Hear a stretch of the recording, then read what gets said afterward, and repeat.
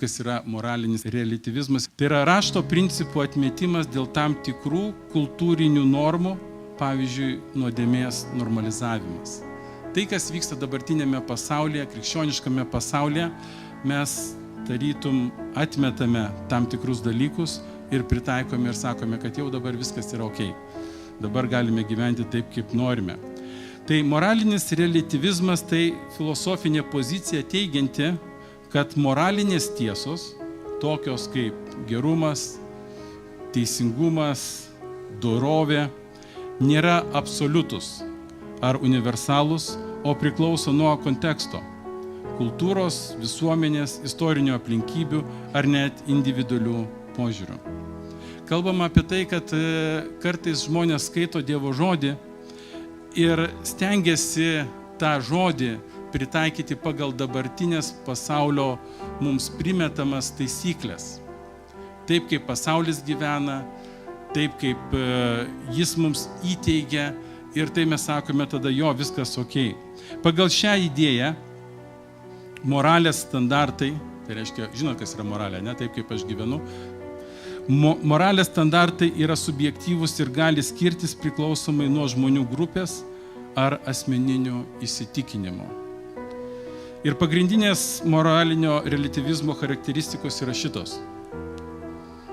Jie teigia, kad nėra vienos visuotinės tiesos. Moralė gali kisti laike ir erdvėje. Tai, kas buvo pasakyta kažkada, tai anksčiau, kad taip negalima, dabar tai jau galima. Pavyzdžiui, kai kas vienoje kultūroje laikoma doroviniu nusikaltimu, pavyzdžiui, daugpatystė, kitoje gali būti priimtina ir gali būti viskas gerai. Toliau, kas yra labai blogai, yra tolerancija ir neutralumas. Ir aš pasigendu dabartiniuose bažnyčiose stuburo. Mes pradėjome per daug toleruoti nuodėmę ir likti neutralūs. Reliatyvizmas dažnai siejamas su idėja, kad reikia vengti žmogaus gyvenimo vertinimo. Reiškia, kad tu gali gyventi kaip nori ir niekas tau negali nieko pasakyti. Kažkur girdėjote tą idėją? Gali gyventi taip, kaip nori ir niekas negali tau to pasakyti. Ir tai atneša būtent šitos naujos idėjos. Ir trečias punktas, ką daro reliatyvizmas, tai yra atmetimas absoliutų. Reiškia, neigia, kad egzistuoja nekintamos Dievo nustatytos moralinės normos. Jisai sako, ne, sako, Dievas nustatė tai, bet dabar biški pasikeitė, pažiūrėkime, kaip mūsų visuomenė daro ir jeigu jie taip daro, vadinasi viskas gerai. Aš esu net girdėjęs, kai sakau, kodėl tu taip darai, tai sako, tai kad visi taip daro, tai kas yra blogai. Tai aš tada sakau, arba mes esame krikščionys ir tikime Dievo žodžiu, arba mes tada elgiamės kaip pasauliečiai. Kuo mes skiriamės nuo pasaulio? Jeigu mes prisitaikome prie pasaulio, gyvename su jo idėjomis, su jo nuostatomis, tada nebelieka mumise Dievo tiesos. Moralinis reliatyvizmas prieš moralinį absoliutizmą. Absoliutizmas yra Dievo tiesa. Taigi reliatyvizmas sako, kad moralė yra kinta. Tarkim, tas, kas buvo anksčiau taip, dabar gali būti kitaip. Absoliutizmas sako, kad moralė nekinta. Jeigu buvo tiesa tokia, tiesa jinai išliko ir toliau. Toliau reliatyvizmas sako, kad tiesa priklauso nuo konteksto ar aplinkybių. Ta prasme, kad mes galime pasižiūrėti į vieną žmogų, jeigu jam taip gerai, vadinasi, taip ir turėtų būti. Toliau Dievo absoliutizmas sako, kad tiesos yra visuotinos. Tai pavyzdžiui, kaip Dievo įsakymas. Dievo įsakymai, kai aš prieš tai esu kalbėjęs apie 10 Dievo įsakymų, jie nepakito. Jeigu yra parašyta, kad nevok, reiškiasi nevok.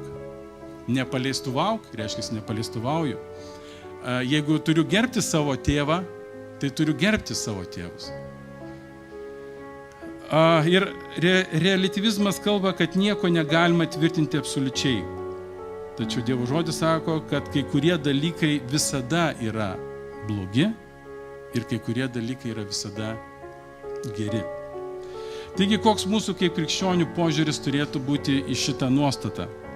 Tai pagal Dievo žodį, pagal Bibliją, moralė yra absoliuti, nes remiasi nekintančių Dievo charakteriu ir jo apreikšta valia.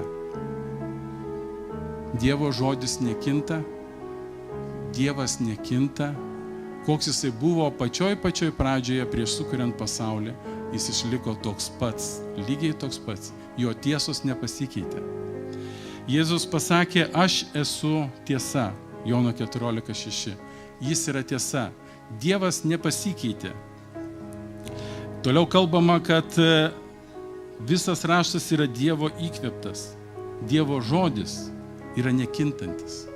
Jisai nesikeičia nepriklausomai nuo mūsų aplinkybių, nuo mūsų norų, nuo mūsų jausmų. Dievo žodis yra nekintanti tiesa. Pavojai, kurie gali slypėti už moralinio relativizmo. Tai yra toksai, kad įteisinamas blogis. Tokie kaip genocidas, rasizmas ar prievarta istorija dažnai buvo pateisinami kaip priimtina tam tikrų žmonių grupiai. Toliau yra dvasinis pavojus. Dvasinis pavojus yra toksai, kad jeigu mes priimsime šitą idėją, tai šita idėja jinai skatina mus abejoti Dievo žodžio autoriteto. Jeigu mes galvosime, kad dabartinės tiesos, kurios yra parašytos Dievo žodyje, jos pasikeitė arba jos keičiasi, tada mes pradedame abejoti iš viso, kas tai yra per Dievo žodis.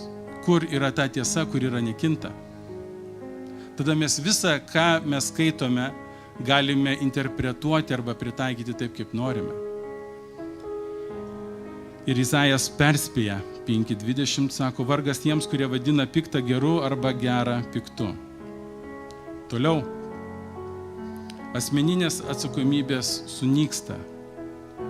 Jie sako, jeigu nėra absoliutų kriterijų, tai reiškia nustatytų Dievo tiesų, žmogus gali atsiprašinėti už bet kokius savo poelgius ir Dievas jam atleis.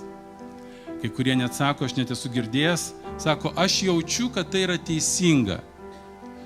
Aš va taip jaučiu, kad va taip yra teisinga. Aš va matau, kad kažkas taip daroma, kažkas daro ne taip pagal Dievo žodį, bet pažiūrėkime truputį, palaukime ir pažiūrėkime. Jeigu viskas išeis gerai, tai vadinasi viskas gerai ir Dievas tam pritarė. Tai yra absoliutizmas, tai yra šitas moralinis relativizmas, kuris kalba apie tai, kad sako, aš tada galiu daryti, ką noriu. Ir Dievas atleis. Taigi moralinis relativizmas, nors ir siejamas su tolerancija, krikščionio akimis yra pavojingas, nes jis atmeta Dievo kaip tiesos šaltinį vaidmenį.